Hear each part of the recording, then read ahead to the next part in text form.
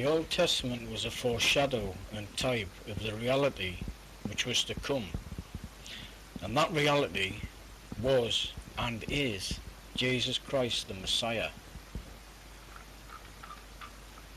So now he came and is come. There are no more types and shadows, as they were all fulfilled in him 2,000 years ago. So now we don't need to live in types or shadows, but we live in the reality which is Christ in us.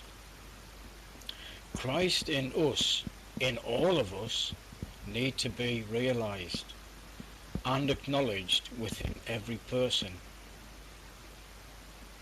It's then the decision is made whether to reject him or not. But it would be a foolish thing to acknowledge him in you and then reject him.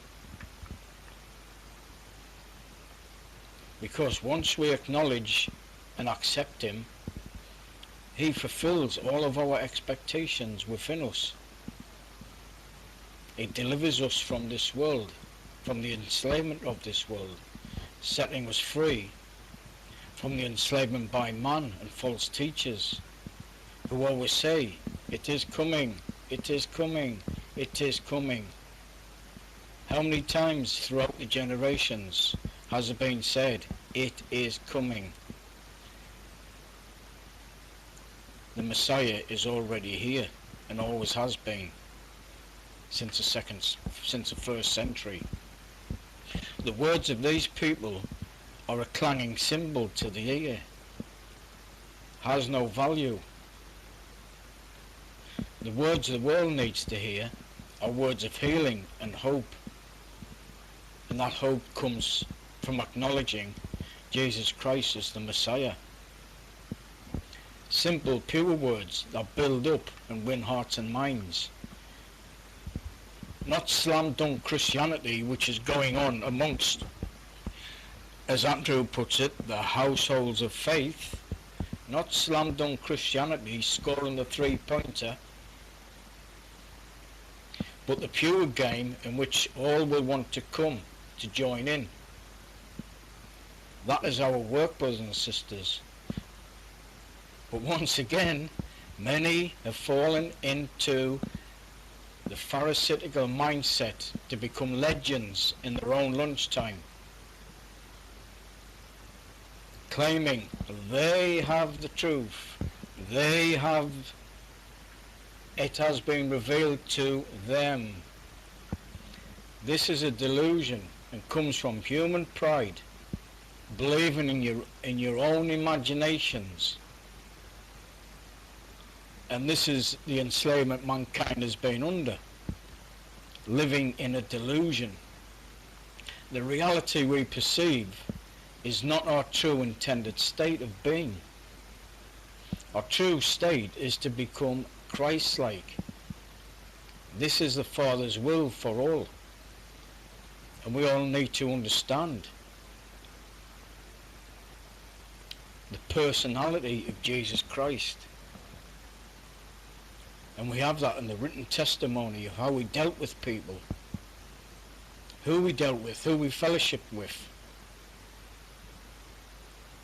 That's why Father sent a physical representation of himself, an exact replica in the fullness of God in Jesus Christ, to show the world who he is, what he is. And so then man had a visible example of who to be like, and there could be no more excuses, because trying to keep the written word didn't work. It didn't make people pure and holy. Maybe it's for a short while, but not to the fullness. And that was accomplished 2,000 years ago. And now we're expected to live lives in justice and mercy, pure love for God and neighbour. Learn what love is. Many people need to learn what it is, what love is.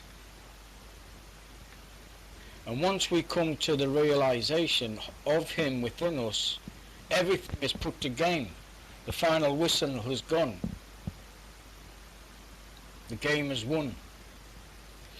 It's then the Holy Spirit can begin to teach each one of us, to lead us into becoming Christ-like, entering into the fullness of Him within.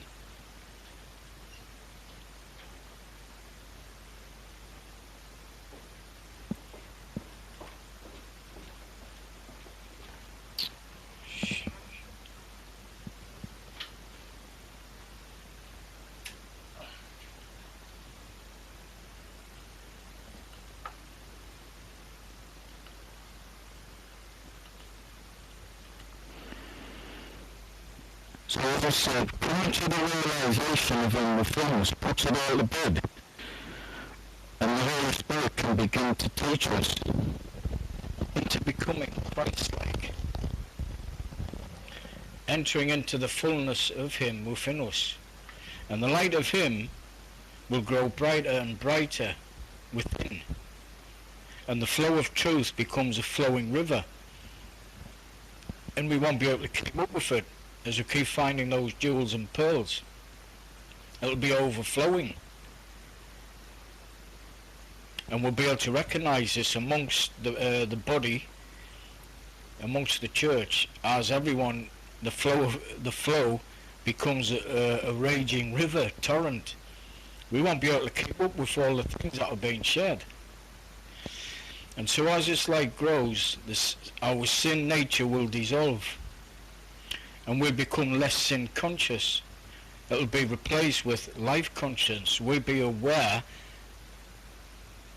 that we will live forever. And people will be able to see that light from within you, from you, without even speaking to you. It will glow, shine bright, and others who are looking for a way out of the darkness will say to themselves, this is where we're to go. Not to us, but to the living Word, the living King within them, because the Messiah will manifest Himself to all people, and many will begin to look for Him. Most believers are stuck in the written Word, but the written Word enslaves. It reminds us of death and of our own fleshly ways.